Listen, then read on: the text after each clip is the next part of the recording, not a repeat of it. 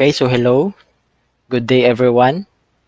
Welcome sa ato nga webinar session and thank you sa pag attend sa sining webinar no. So my name is Marvin Manuel from DICT Western Visayas Regional Office. And today's webinar we are going to discuss about how to create an online form and online quiz using Google Forms and other online platforms. So I hope nga makabulig ini sa inyo no sa pag-conduct sa inyong online classes as we transition to the online blended learning no. So I guess ang iban sa inyo siguro naka-attend man sang iban niya previous webinar sa conduct sang amon nga team. So kung wala pa, I think it is uploaded here sa YouTube channel. So i-check nyo lang no. I really recommend nga lantawon nyo gid ina. Okay, so once again, welcome sa tanan and thank you for joining. So without further ado, let's get started. Okay, so once again, our topic is all about creating an online forms and quizzes using Google Forms and other online platforms. So basically, we will have Google Forms as our primary application that will be discussed. And then, i-share ko man sa inyo ang kahoot.it and quizzes.com which are also tools nga pwede ka maka-create sang online quizzes which is interactive siya. So, I know nga maga-enjoy gid ang inyong mga students kung gamiton nyo ini nga mga platforms. Okay? So, next.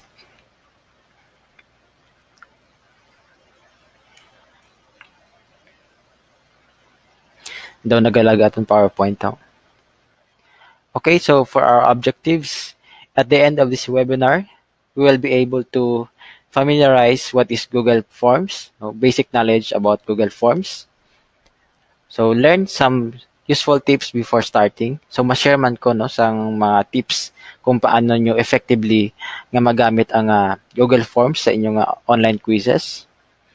So know how to share and publish your form online. Next, get the summary of the responses. Next, I will show to you how to integrate it to your Google Sheet, no, para magkuha sang results, sang responses. And then later on, i-integrate na siya sa Google Classroom. Next, you're going to learn about other platforms like sa ginhambal ko kay ina ang kahoot.it kag quizzes.com. For your requirements, of course, you need to have a Gmail account, a personal account, or a G Suite account will do. No? So, basically, for DepEd, your G Suite account is at deped.gov.ph. No? So, you can also use your personal account in creating a Google form. So, next, you need to have a basic knowledge in using Gmail and Google Drive. Next, of course, you need to have an internet connection. No? Fourth, you need to sign up the attendance form. So, ibutan ko lang sa comment section no, para maka-fill out ka mo. Next, you need to complete the assessment form. Kaya mo ni ang basihan namon sa inyong certificates. Okay, so let's start by defining what is a Google form. So Google Form is a tool that allows collecting information from users via personalized survey or quiz. So the information is then collected and automatically creates a summary and connects to a spreadsheet.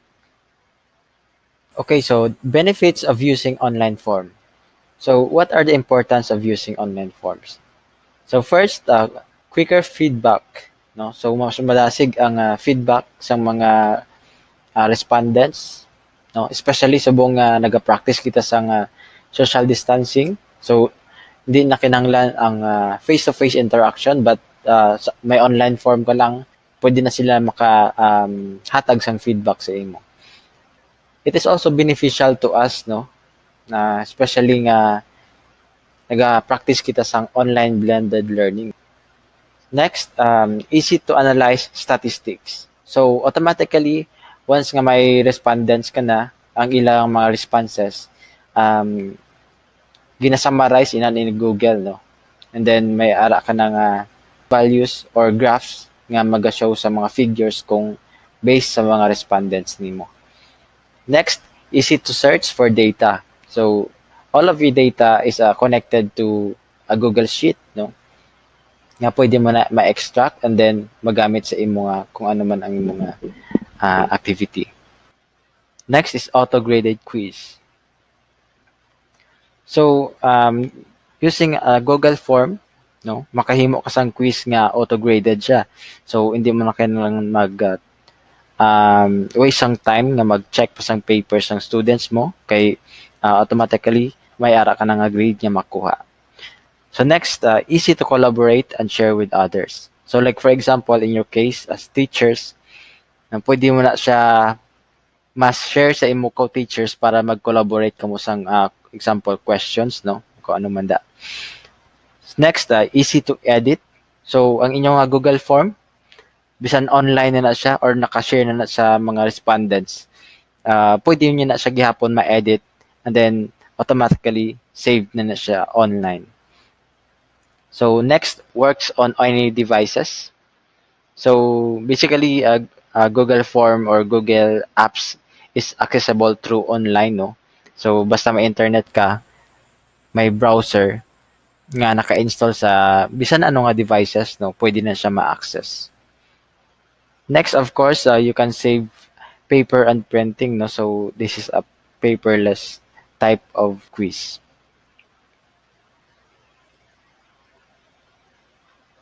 Okay, so next, we have several tools for creating an online forms. So we have Google Forms, Microsoft Forms, may ara man si Microsoft, no?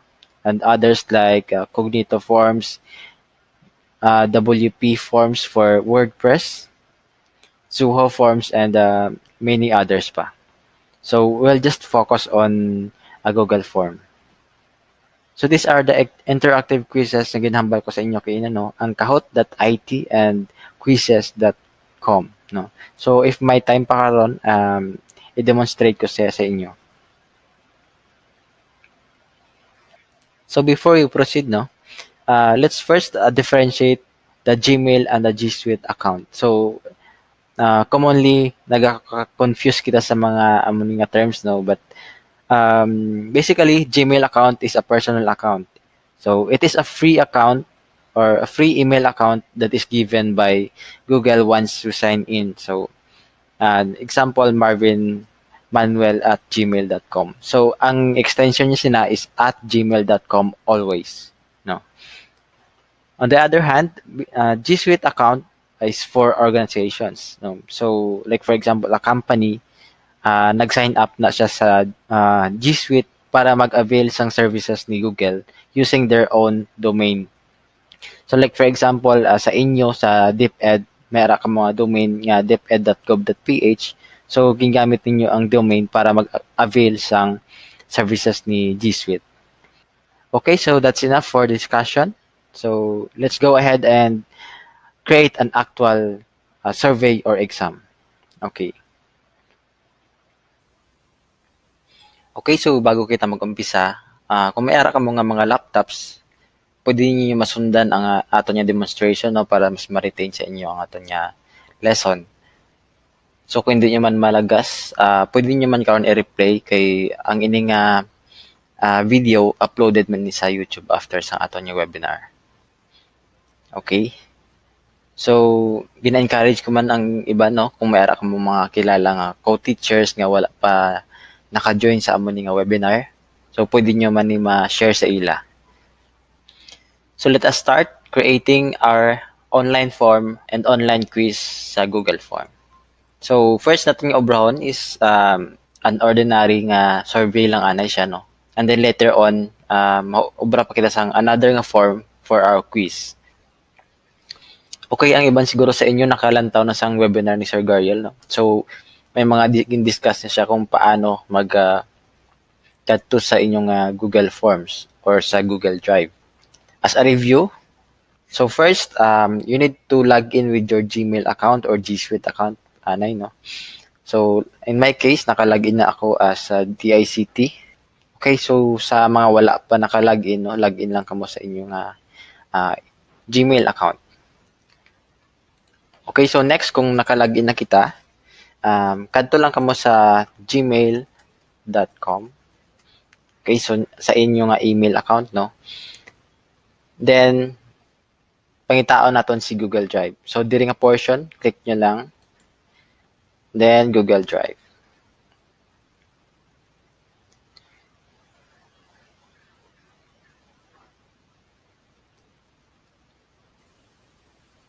Okay, so ari na kita sa Google Drive.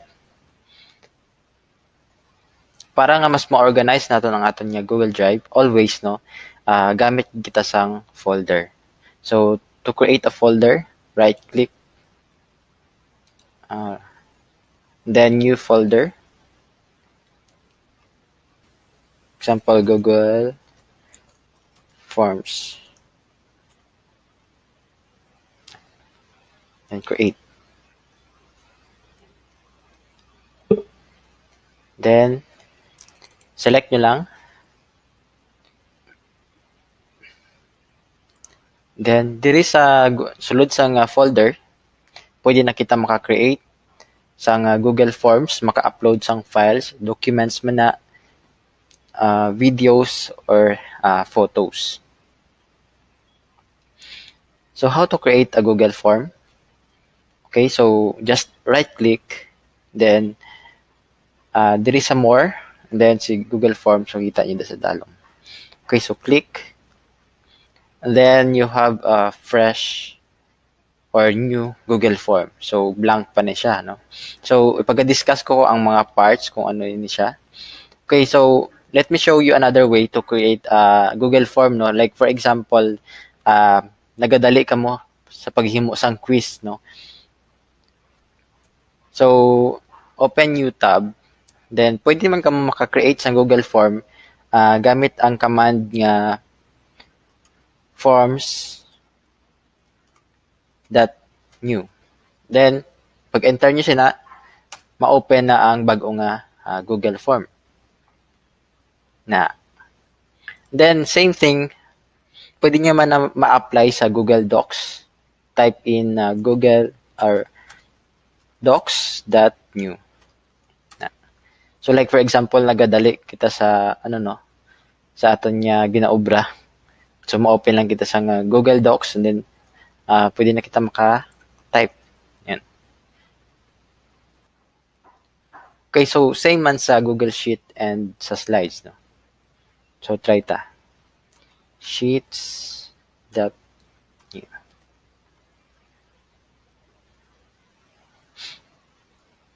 Okay, so ara siya. Okay, so isa lang na sa mga tips ko, no, para mas mapadasig ang inyong obra sa Google Apps. So balik kita sa Google Forms nato, no. Okay, so sa diri nga part, no, diri ang iyang file name kumbaga. So Google Form example.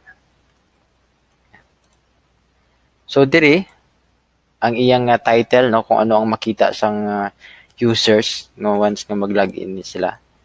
So pwede natin ni siya mabayluhan.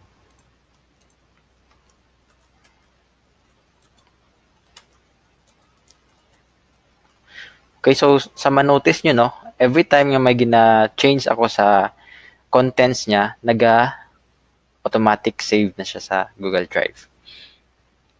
Diri sa dalom ang iya description, kung gusto niyo butangan sang description, no. Kadto lang kita di sa right side. So sa diri ang iyang themes, no. So pwede ka mo pili sang color, no, background color and theme color. So ang iyang header image, pwede man ka mo butang diri sang inyong image. So choose image, then pwede kita maka-select sang sample.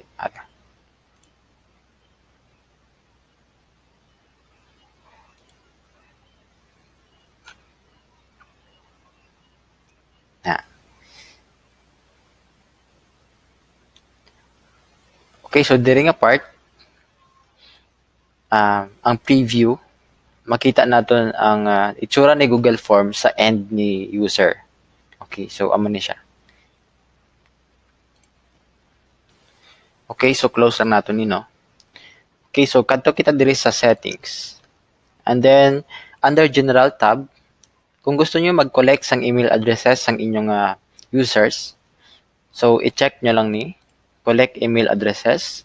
And then kung gusto niyo nga maghatag sang copy sang ilang response, so i-check nyo lang ni. And then pwede ka mo ka-select if respondents request, and then always. So hindi ko lang pag i-allow no. Okay, so sa diri nga part no, pwede naton ma-restrict ang mga users within sa aton nga organization. Like for example sa inyo sa DepEd, pwede nyo i-restrict ang mga may email nga deped.gov.ph. Sa amon nga case no, kaya ko i-restrict ang mga taga DICT. Okay, so sa regular nga email wala ni siya nga feature. Okay, so next, pwede natin malimit ang responses ng users.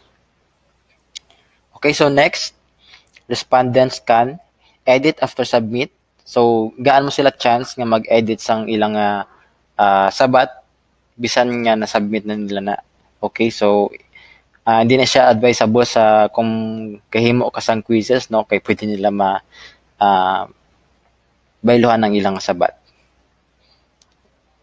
Okay, so like for example, mga registration form nga nagsalabi ang ilang email, pwede nila na mabayluhan. Okay? So hindi ko lang pag-i-check. Si summary charts kung gusto mo tagaan sang overview si user kung pila na ang respondents, no? So click ta lang save. So explore ta ni karon ng presentation and quizzes kung mag-aobra na kita sang aton nga quiz. Okay, so save lang. Okay, so next, sa send, amo ni ang feature nga pwede natin ma-share, no? Ang aton nga form. Like for example, i-post na natin ina sa Facebook or i-send through email. Pwede na siya. Okay, so diri, send via email. So, sino ang mga recipients, no? Okay, so may ara sa subject and message, no, pwede nyo na ma-edit, and then include form in email. So in our case, no, hindi kita mag-send sang email, kundi ang gamito natin is ang link. Okay, so sa diri sa link, just copy the link, no, or pwede man ka-click diri, copy, or shorten the URL, no. Okay, so bisan amo lang ni nga long URL, copy, and then ipadala sa inyong gusto padalhan sang form. So later, no, tudloan ko kung paano mag-create sang shortened nga link or ang natawag nga bit.ly nga link. Okay, so pwede mo na siya ma-embed, no, sa HTML. For example, sa mga websites, pwede nyo na magamit. Okay, so close. Okay, so sa diri nga part, no, sa 3 dots, may ara sa operations nga undo, make a copy, move to trash, get pre-filled link, print. Sa diri nga part, pwede ka maka-add sang collaborators. Like for example, gusto mo ni i-share sa inyong co-teachers. Na. Okay, so pwede ka mo di maka-add sang persons na gusto nyo tagaan sang amo nga form para maka-edit man sila, maka-collaborate sang questions, like for example naman na. Okay, so balik kita. So sa diri nga part, no, sa add-ons, so amo ning feature nga ni Google Forms nga pwede ka maka-add sang iyang functionality. Like for example, so damo ini nga mga add-ons, no, pwede naton ma-add sa Google Form. So sa form limiter, i-limit natin ang responses like mga amo na form notification, ma-send kita sang email after submission sang user, and then madamo pa sang iba. So pwede nyo man ma-explore, no. Okay, so next ang preferences, no. So man yung global nga settings so kumbaga ni Google Form. If you want to collect an email address, make all questions required, no? Sa tanan nga questions by default, kada add mo sang question required na sa tanan. Okay, so default value for quiz example 1. So save ta lang. Okay, so next, obrahan naton, ma-add na kita sa nga questions. Okay, so how to add questions? So like for example, maobra kita sang survey form. So may ara gina name. So name, automatic na detect ni Google Form nga ang kinahanglan nga answer kay name is a short answer. Okay, so sa diri nga part, pwede ka makaduplicate sa amo nga question, delete, required. Okay, so i-required ni si user nga kinahanglan ang amo nga field kailangan ma-fill upan niya. So next diri, pwede kita ka-add sang description and response validation. Okay, so ma-add kita sang another question. So click ta lang ni ang add question. So may ara na kita blank na question.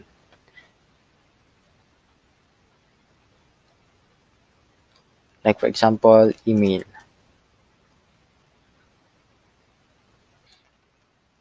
Okay, so nag-add na sa sang response validation.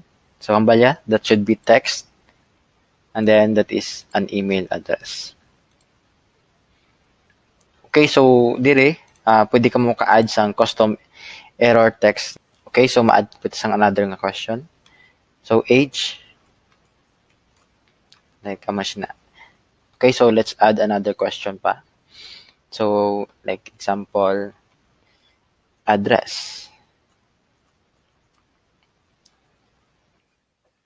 Okay, so next, ma-add man kita sang isa pa ka question, no? So like for example, address.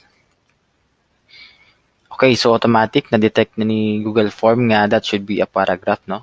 So, i-discuss ko lang gali, no? Ang mga answers nga pwede nyo mabutang. Short answer, multiple choice, check boxes, drop down, pwede ka pa-upload sang file. Like for example, mag-require ka nga PDF files or photos. So, pwede mo na siya magamit.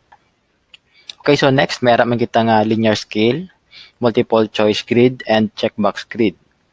Okay, so pwede man kita kabutang sang date and time. Okay, so mahatag pa ko sang isa pa ka sample sang question, no? So add question. And then like for example, gahimo kita sang isa ka survey about your instructor or teacher. So like for example, ang aton nga question is please rate your instructor for today. Then, mo na siya nga linear scale. So, ang ating scale, ibutang na sa from 1 to 5. So, man siya. Then, like for example, ang 1 is poor. Then, ang 5 is excellent. Yeah. Okay, so like for example, no, gusto mo nga madamo sang criteria nga ibutang, no. So, let's just duplicate this question. Okay, so himuon ta na siya nga multiple grade box. Okay, so for example, how do you want to rate your instructor for today? Okay, so sa diri sa rows, so diri ta ibutang aton yung mga criteria. Like for example, clarity, content, and example delivery. Oh, okay, so next diri naman sa columns, diri kita mabutang sang aton niya rate, for example 1, 2, 3, 4, 5. Okay? Meaning, sa kada rows, diri sa left side, may ara na siya mabutang nga 1, 2, 3, 4, 5. I-rate mo na siya. Sa content, may ara man siya nga numbers. Okay, so try lang natin i-review ang ang questions. Paano mag-preview? Kadto lang ito diri. Okay, so amo na siya bali ang iyang output. Okay. Okay, so like for example, tapos na ko na abi ang aton niya form. Then gusto mo na i-publish, no? So paano na naton ma-publish? So click lang ang send. Then sa ginhambal okay na, ang gamiton naton is link, no? So i-copy ta lang ni. And then tudloan ko kung paano mag create sang shortened link gamit ang bit.ly.com. So new tab, search lang ang bit.ly or bit.ly.com. Okay, so next. Okay. Oh, so create lang kamo sang account kung wala pa, and then log in. So ako ma-log in lang. And then log in with Google. Yun.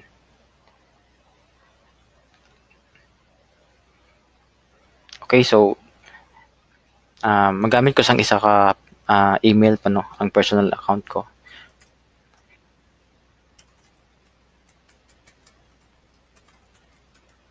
Okay. Password.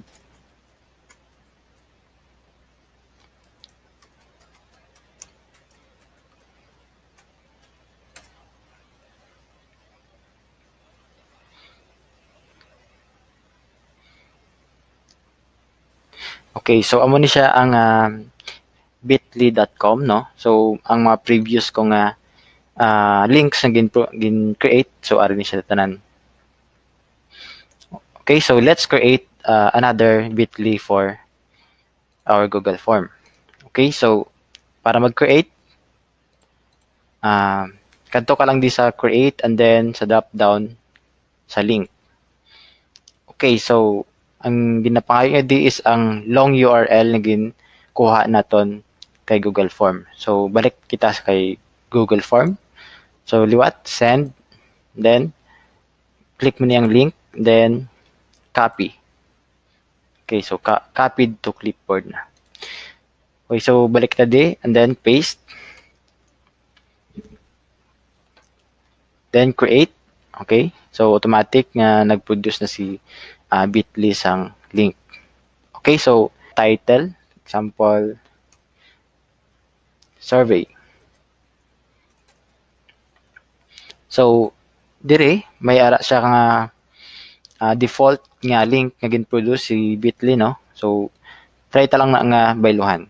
So survey or webinar survey.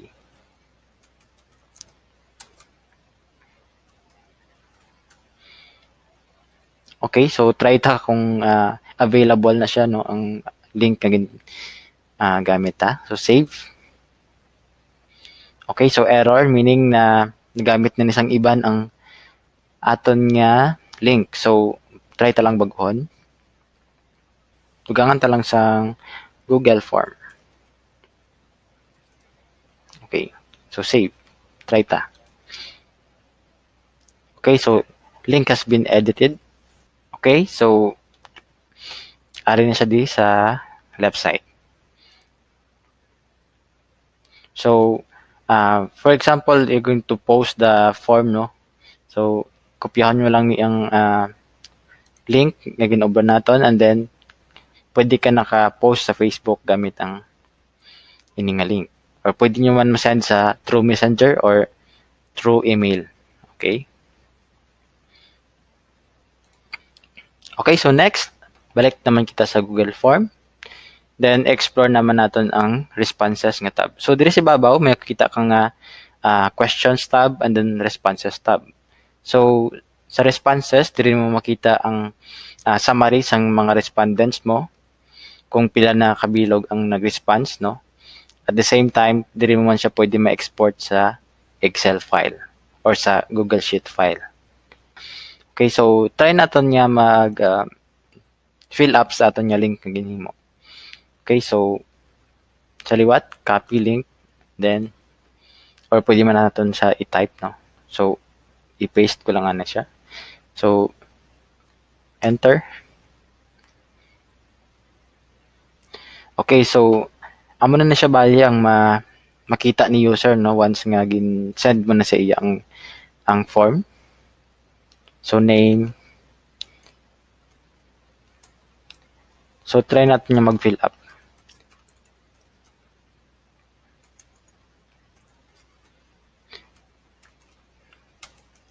Email.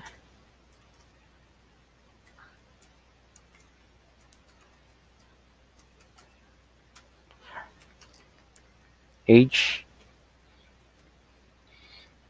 Address. Iloilo City. Then, okay, so next, ma-rate na kita, no? So like for example, sa 4. Yan. So, okay, so next, how do you want to rate your instructor for today? So, like I've said kayo na, no? Every criteria, no, may ara na siya nga column. So, kada column, need natin na magbutang sang response. So, sa content B, 5. Then, delivery is 3. Example naman na. Then, submit. Okay? So, nasend ang response, no? So, balik kita sa Google Form. Then, automatic na nag-load na diri ang aton nga response. Okay? Paano natin ma-export sa Google Sheet nga document? So, kadto ka lang di sa may green nga icon. Then, create spreadsheet. So, click mo lang. And then, automatic. May choices ka pa di kung ma-create ka sang bagong spreadsheet or ma-select ka sang existing. So, let us create new one. So, just click create. Okay, so automatic, kinalink niya ni Google Form ang aton niya responses sa Google Sheet. Okay, so diri mo makita tanan ang imong data. So once add na siya kay Google Sheet, pwede mo na siya share or ma-export or download as Excel file. Okay, so click mo lang ang file, then download. So may choices ka pa di. Okay, so balik kita sa Google Form.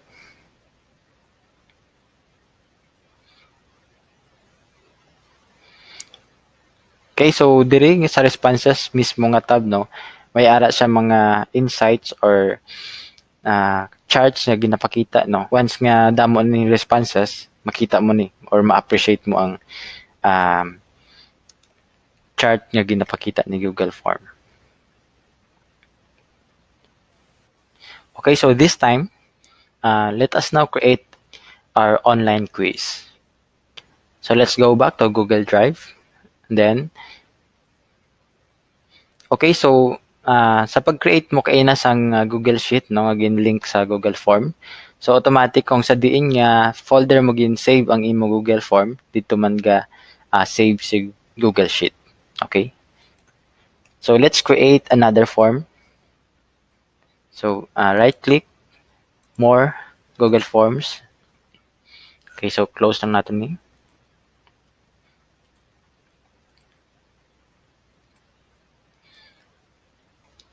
Okay, so when we are creating our online quiz or exam, no, so usually may ara na kita nga mga hard copies ang aton yung questions or it's either soft copy.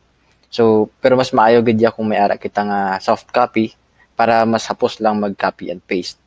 So, in my case, no, may ara na akong naging save diri nga sample questions. So, balik na kita. And then, open lang natin ang Math 101 questions.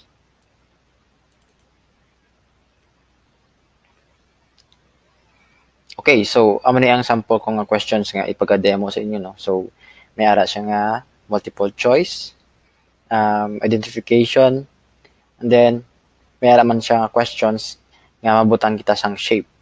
Then, of course, option, pwede man kita kabutang sang image.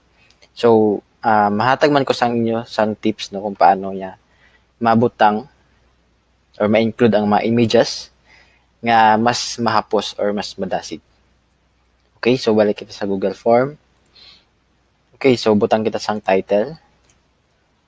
Math 101 quiz.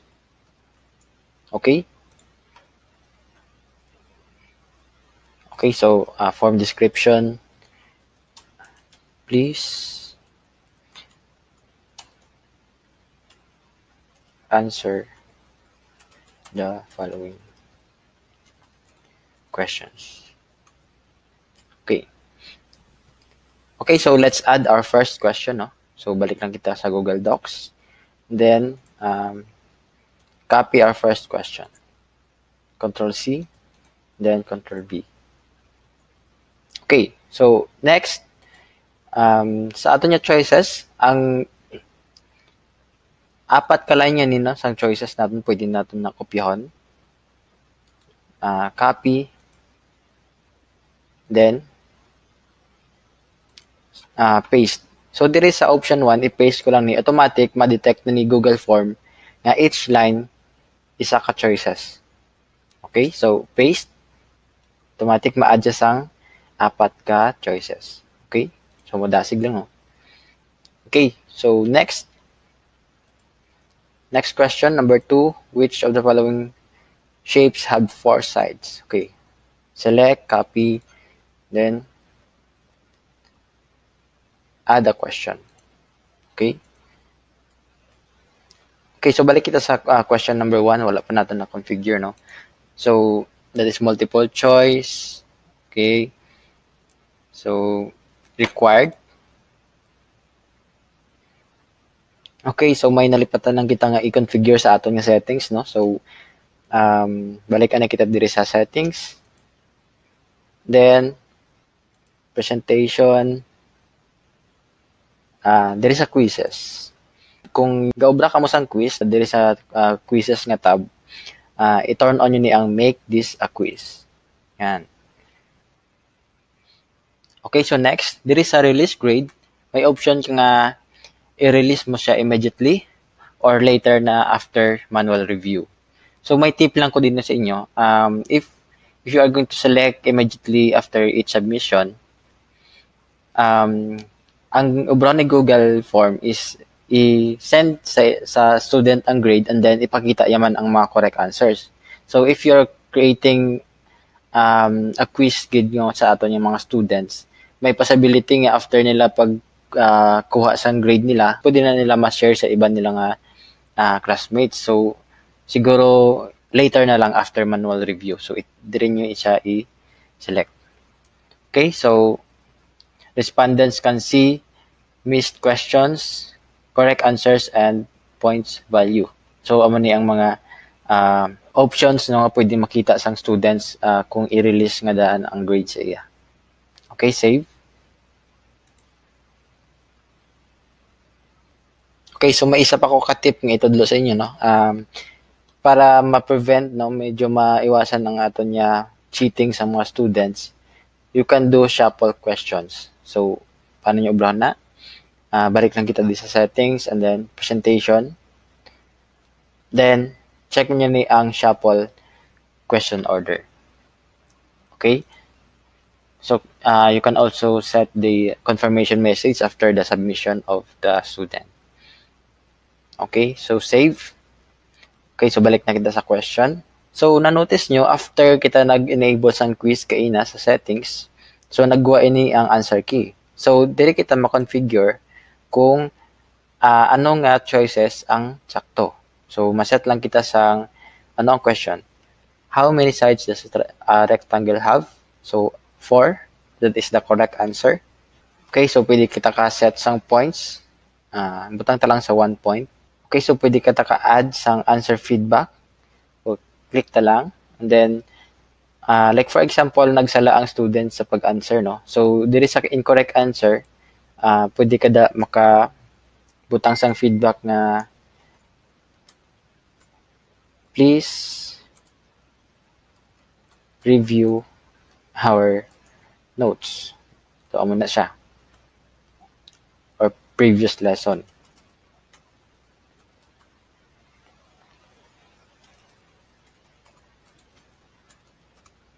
Okay. So, diri naman sa correct answer tab, pwede ka butang nga like good job daw mo na. Okay? So,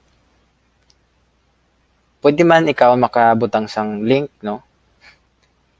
And then, pwede man ang YouTube video. Okay? Like for example, gusto mo ipa-view sa iya ang video nga about sa sini nga question para ma-review niya ang mani nga question. Okay? Click save.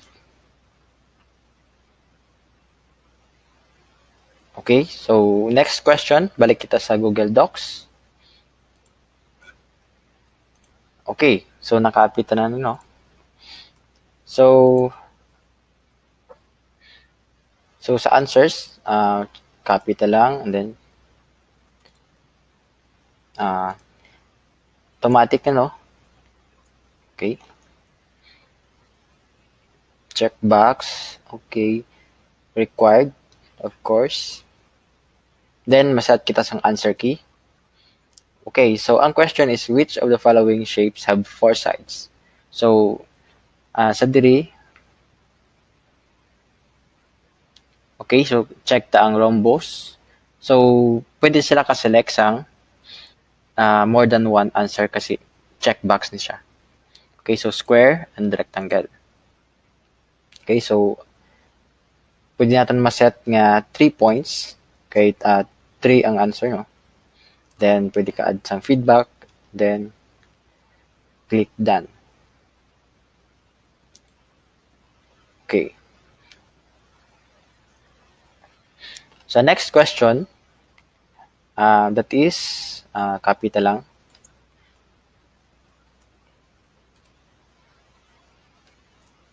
Add question, paste. What do you call a polygon with 3 sides? Okay. So, that should be identification. So, pilihan ta ang short answer.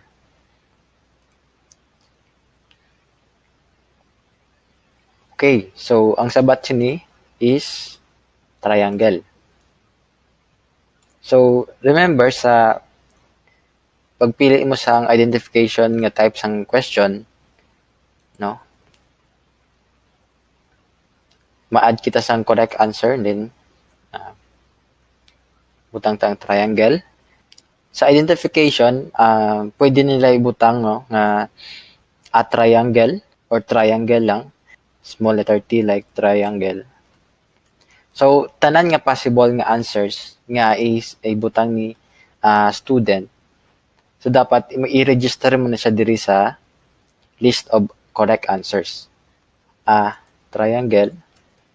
So, amo na ang idea. So, kung wala na siya diri, ma-mark na siya as incorrect. Okay, so ano pa? Tanan yung maisipan yung pwede possible nga correct answer. So, dapat ibutang hindi sa list. Mark all other answers incorrect. Okay, so check ta lang ni. 1 point. Okay, done. Okay, so may ara ta tatlo ka possible answer nga ibutang ni student. Okay, so click required.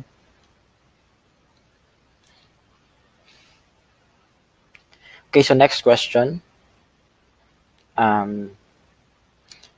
Dire, what shape is this? Okay, so copy. And then, mabutang kita sang image question. Okay, so add question, paste. Then, paano kita mag-add sang image? So, click mo lang dire. Then, pwede ka maka-upload camera, pwede ka maka-picture, URL, photos sa Google Drive, no? And then, pwede man kita maka-search sa Google directly para mas madasig, no? So, ano to kay na? Square. So, type ta square. Okay. Then, select. Then, insert. Okay. So, ari na siya. So, tama na siya kadako, no? So, pag gamay-gamayin ta lang. Select and then, ano ta lang, resize. Okay. Okay, so na siya. So, ang question, what shape is this? Then, butang ta ang aton nga choices. Copy. Okay. Then, required. Set the answer key. That is square.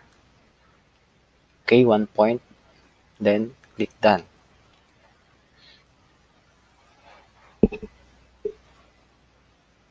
Okay, so next question.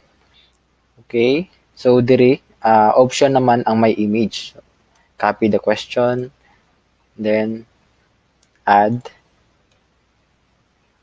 paste, and then one by one mabutang kita sang image. Okay, so option 1, diri naman kita mabutang sang image. So mas madali kung mag-search kita sa Google. Okay, so that is isosceles.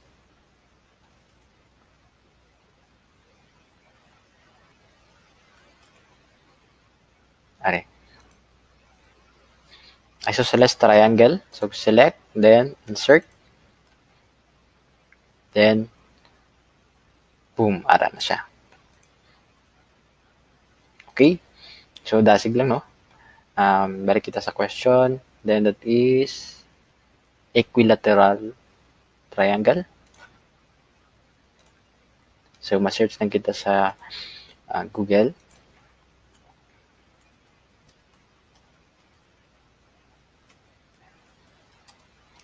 Yan. Okay, select, and then insert.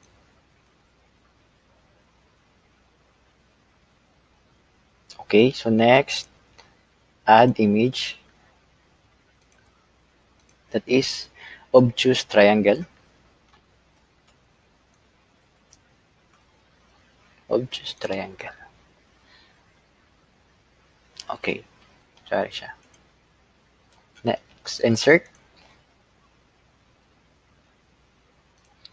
Okay, so add image, acute triangle.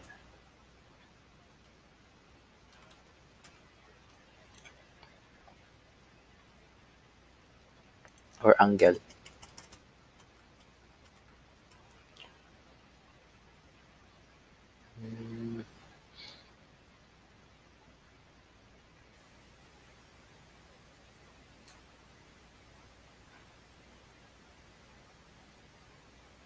Okay, so wala kita sang may makita, no? May pangalan siya. So, try to i-insert. Okay, so sample lang man na siya, no? Okay. So, kamo na ang bahala makita sang sakto nga answer. Okay, so set an answer key. Okay, so which of the following is an equilateral triangle? So that is option 2. Okay, add feedback, points, this 1 point. Okay, so done. Okay, so next question. So copy, and then ma-insert kita sang YouTube video, no? So balik kita sa Google Form. So how to add a video in Google Form? Add video. So click mo lang, and then so pwede ka ka-search mismo diri or pwede kita ka-paste ang URL. So in my case, mayroon na kita nga link. So copy ta lang ang link. and then paste. Okay, so ara na siya. So select. Okay, so may ara na kita nga video. Okay, so next, ma-add kita sang question. Okay, so copy, then add the question, then paste. Okay. Okay, so butang kita sang choices. Example, 8, 16, 32, 64. So required. Okay, so set an answer key. So maybe that is sa pagkatanda ko is 16 cubes, no? Okay, so 1 point, then done. Okay, so next question. Okay, so copy. So diri nga question na mabutang kita sang paragraph nga answer. Okay, so add, then paste. So automatic na detect na ni Google Form nga paragraph na siya, no? Okay? Okay, so sa answer key, since this is a paragraph na answer, no? It should be manually checked by a teacher, okay? So sa answer key, dito lang na siya pagbutangan sang points, okay? So 0. Kay after submission ni student, kailangan nyo pa i-check liwat and then kamo mag-grade sang paragraph formula or paragraph na answer. Okay? So done.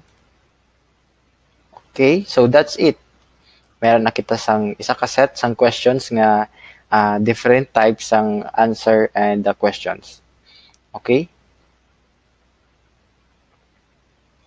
Another thing nga pwede ko ma-share sa inyo is kagina nag-shuffle kita sang questions, no? So this time may ara siya option na click mo lang ang question B. Pwede mo man siya ma-shuffle ang choices niya or option. Okay, so click mo lang di sa dalom. Then shuffle option order. Okay. Okay, so pwede ka man kabutang sang description and go to section based on answer. So hindi naman na pag i-apply diri nga quiz. Okay, so I think wala naman ko sang manalipatan. Okay, so try tang i-preview ang aton nga questions.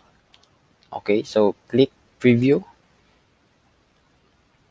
And then, amo ni siya ang tsura sang aton nga questions pag abot sa students.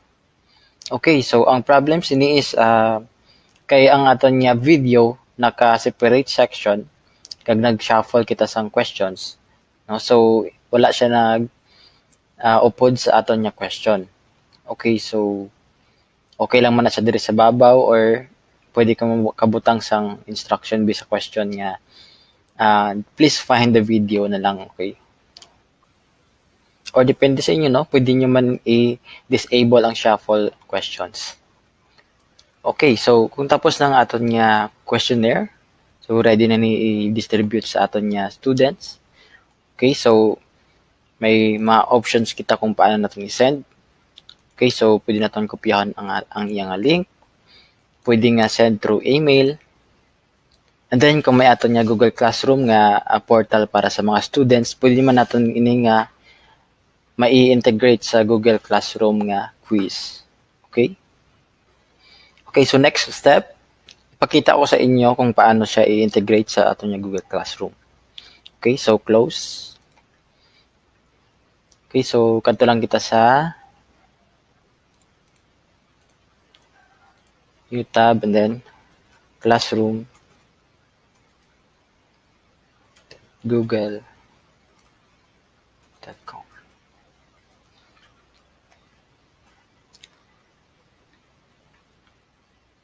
Okay, so by the way, na-discuss na ni sang team ni Sir Gariel, no? So, better check out nyo man ang video nila sa dire uploaded sa YouTube. Okay, so kung paano mag-create sang Google Classroom and how to manage, no? Okay, so ari na kita sa Google Classroom And then, may ari ko sa classroom. Okay, so mag-create kita sang another classroom. So click the plus sign, then create class. Okay, so class name. Like for example, first year. Tama. Section A. Then subject, math 101. Okay, so room. Leave lang. Okay, so create.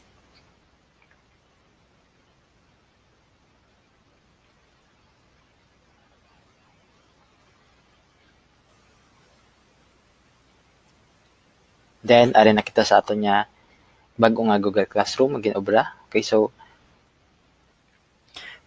how to integrate our quiz to Google Classroom? Okay, so just go to the classwork, then create.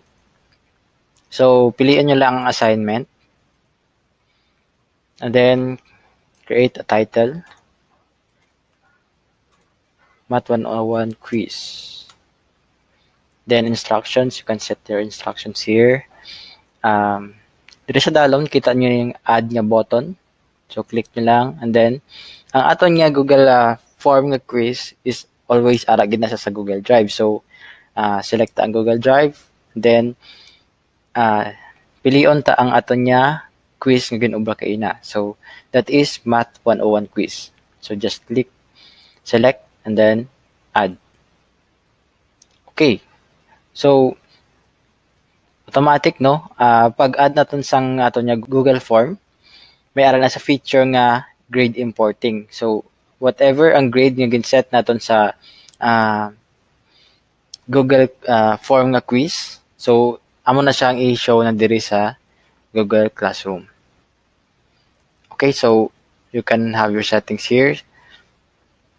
Okay, so points, due date, you can set also your due date here. Okay. So, sa topic, depende sa inyong topic na post dito sa Google Classroom. Okay, so you can also set your rubrics and then you can enable the originality reports. So, this is basically to check the work of your students kung original man ang ilang ginobra, no?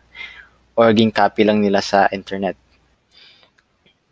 Okay, so I will not discuss further gid no sa about sa Google Classroom kay na-discuss naman ini sang mga previous topics na mo, no? So, check nyo lang ang YouTube channel. Okay, so, just after you are... Okay, so next, just click assign. You can also schedule or save as draft, no? Okay, so, I'll just click assign.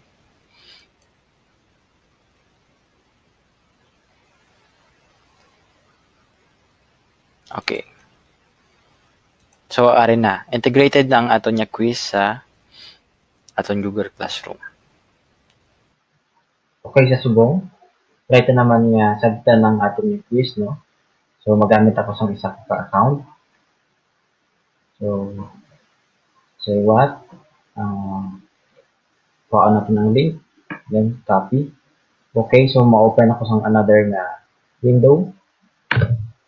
And then, masabat ako sa quiz, so gamit ang isa ko ka account. Okay. So, email address. Which of the following is an equilateral triangle? So, option 2. So, ang sabat dito is 16. So, try ta lang ang tama pa na, no? Okay, so explanation po. For triangle. So, i-try natin ang triangle.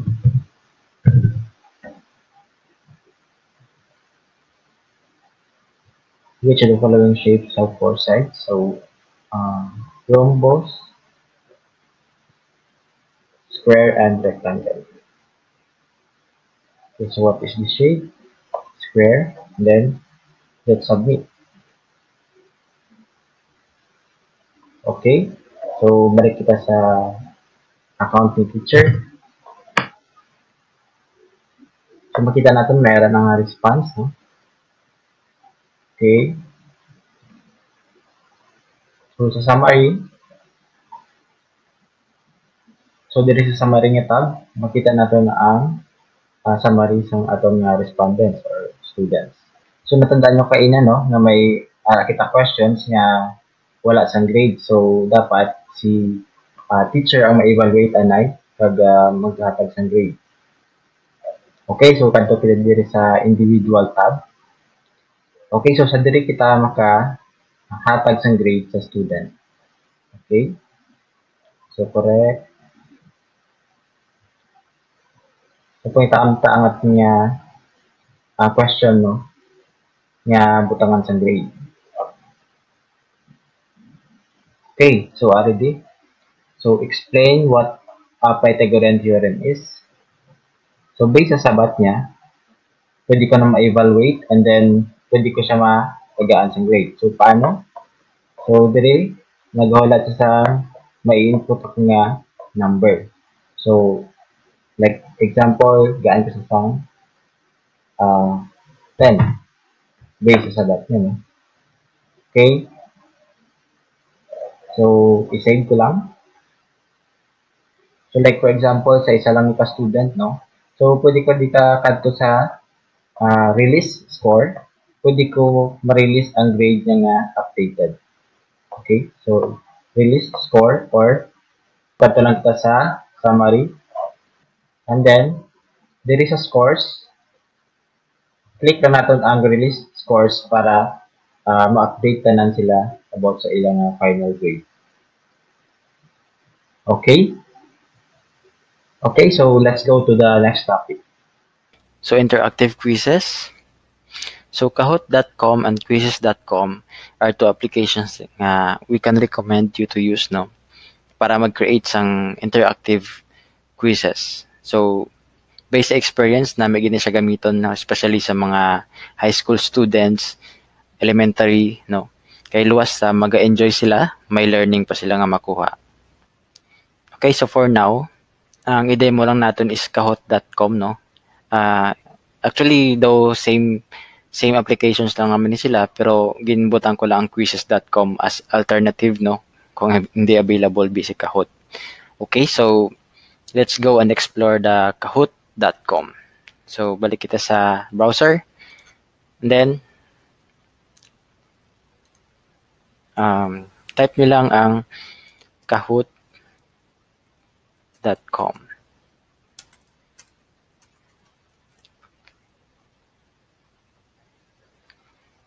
Okay, so amo ni siya ang landing page ni Kahoot, no?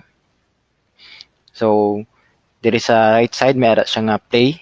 So, amo ni click naton once nga play na kita sang aton nga game or quiz.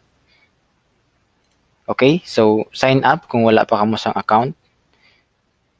Okay, so i-explore ta lang sign up, no? Okay, so you can sign up as teacher, student, personal or professional. Okay, so sa teacher, try ta lang.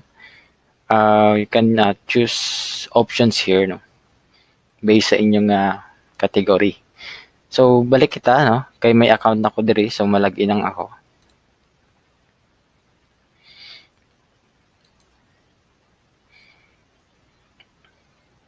Okay, so my username is then password.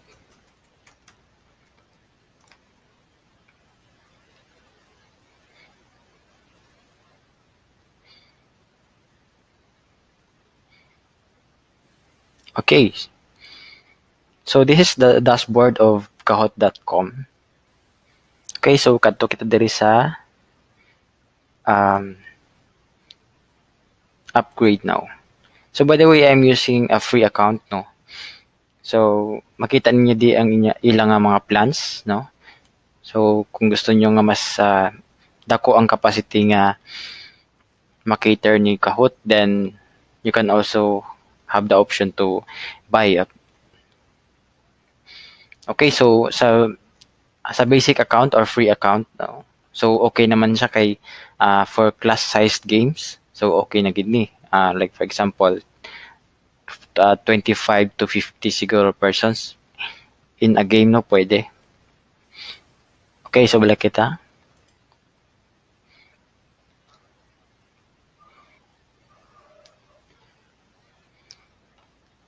So kadto kita sa Kahoots. And then dili nyo makita ang inyong mga quizzes na ginaubra. So for me, so diri sa ako, no, may ara ko duha ka quiz nga ginubra na last 5 months ago. Okay, so mag-create lang kita sang another, pakita ko lang sa inyo kung paano mag-create sang quizzes, no, or game. So diri sa site, click create.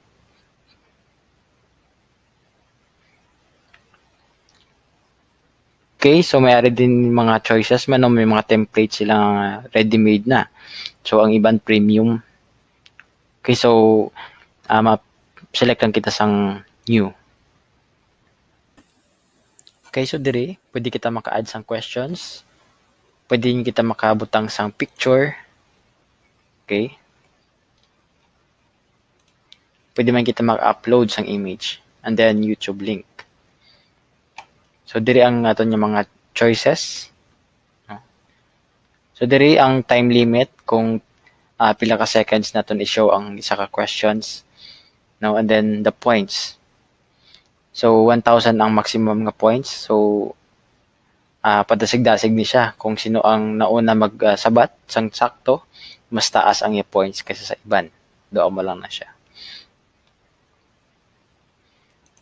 Okay, so subong ang magamit natin is single select lang, di kita makabutang sang multi-select sa choices kay premium na siya. Okay? So dire sa side ang list sang questions naton. Okay, so try natin mag-create sang game gamit ang aton nga questions na ginagamit kay na sa quiz. Okay, so copy lang naton. Paste. Then choices. None.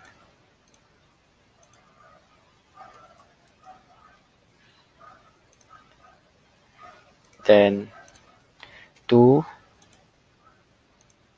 or 3. 3 and 4. Okay, so ma-select kita sang saktong answer, no? So 4. Next, add kita question. So quiz or true or false, pwede man. So select natin ang quiz. Okay, so number 2, copy, paste ang iyong choices. So rhombus. Tang natin sa number 2. Then triangle, pentagon,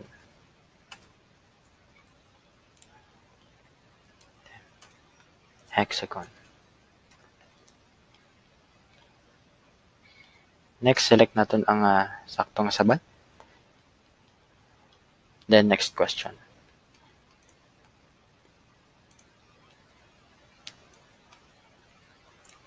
Okay, so 3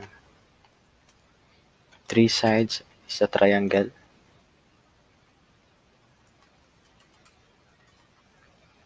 Tangtas ang mga options. Square,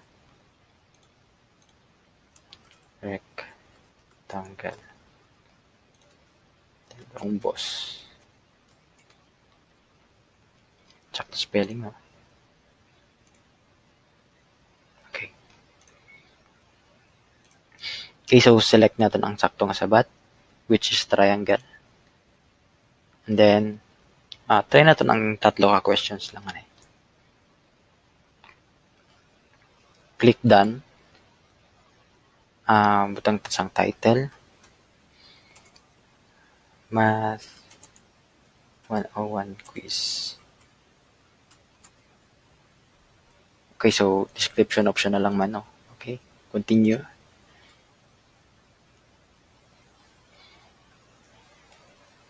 Okay, so done.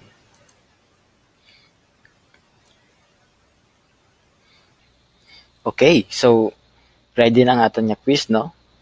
So, pwede na natin na siya ma-play.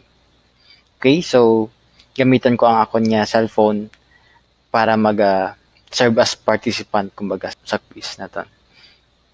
Okay, so click play. Then may option ka din, no? So play a live game. So amo ni piliun ta. Okay. So your students dapat ang i-browse nila is kahoot.it. So diri mapili kita sang mode. So classic. Pwede man nga team, no? Depende na sa inyo preference. Then diri sa dalom, pwede ka mo makaset sang pila ka settings. So for me, i-leave ko lang na siya as is. So we'll just play classic. Okay?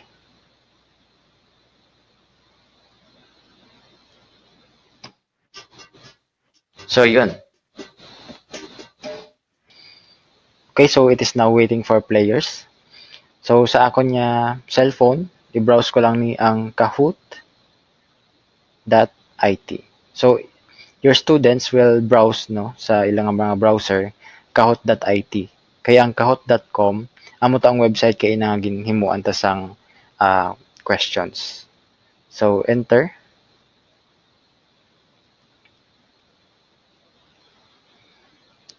So diri sa cellphone ko nagapangayo sa sang game pin which is gina-show diri sa aton nga computer. Okay, so kung gagamit ka mo sang mga platforms like Google Meet, so dapat makita nga daan sang students kung ano ang nasa computer sang teacher. Okay, so ang game pin niya is 76901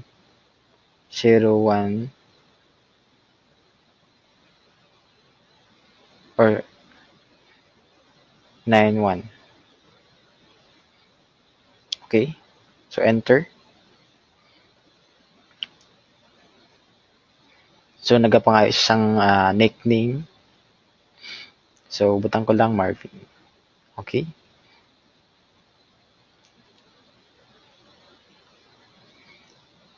Okay, so nakita niyo diri sa aton nga computer ari na ang player. Okay, so hulaton nyo lang at makasulod tanan ang mga students nyo or players, no, bago mag-start. So kung ready na, just click start. Okay, so it is now getting ready for, so may ara na sa daan mga questions. And then, how many sides does our rectangle have? 4.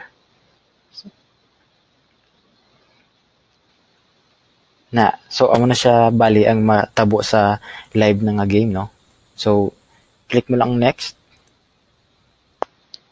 Okay, so nakakuha ko sang 830 points. So if damo kami nga players, so mabutang man na diri kung sino ang pinakamataas ng points, siya nang pinaka nasa babaw. Okay, so next question na naman. Which of the following shapes have 4 sides? Rhombus. So please select ni. Okay, so sakto man gyapon, no. Okay, so next. Nagtaas na ang points. Okay, so next.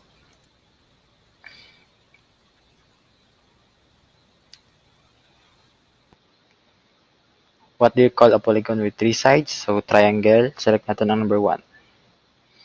Okay, so sakto man gyapon. Okay, so next. Okay, so kung may mga upod ko nga players, so may ara sa second place and third place. So ako ang isa man lang ako ang player, so first place sigurado gina. Okay, so diri sa cellphone ko nag-notify man siya nga ika first place ako. Okay. Okay, so balik kita diri sa aton nga account sa kahoot.com. Okay, so try tayong i-view ang iyang result. So click ta lang.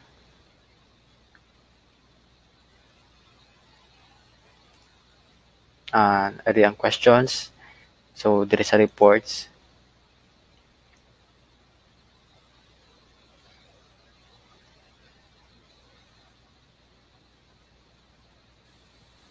Okay, so diri sa reports, try natin i-view ang iban niya games.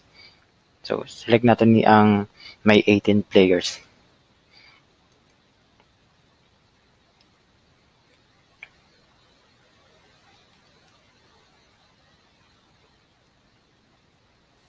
Okay, so dire ang dashboard sang quiz kung pila ka players ang naghampang, no? Pila ka questions, ang time limit. So dire sa players, okay, so may man siya nga ranking, no? Sino ang top 1 based sa final score. Okay, so that's all for our interactive quiz with Kahoot. So for quizzes.com, daw pareho lang ni sila sang idea, no? Okay, so I hope nga may natunan naman kamo sa ako, no? So let's have a recap kung ano ang gin-discuss natin, no? So we're able to discuss about Google Forms, the benefits of using it. Okay, so I've created an online form and quiz. We also have discussed how to share and publish your form, integrate it to the Google Sheet and Google Classroom, no? And lastly, we have learned about the Kahoot application. Okay, so I think that's all for our webinar, no? And for your assessment, ara ang link sa description natin sa dalom. Okay, so due to the overwhelming number of participants, no, sa ginconduct namon nga survey, may ara nga 36,000 teachers nga nag-respond sa among survey, no. So as much as possible gusto namon kamo tanan i-cater, no, pero hindi gid kaya sang amon nga power siguro. So ma-select lang kami sang first at 100 participants to complete the assessment form. O sino ang una nga maka-submit, no, will receive a certificate of attendance. Okay, so I think that's all for this webinar. And thank you for joining, no, and sa pagstay gid sa ulihi. And also keep safe, no, sa tanan. And hopefully makakitain naman ta sa next nga session. Okay, so thank you guys. Bye-bye.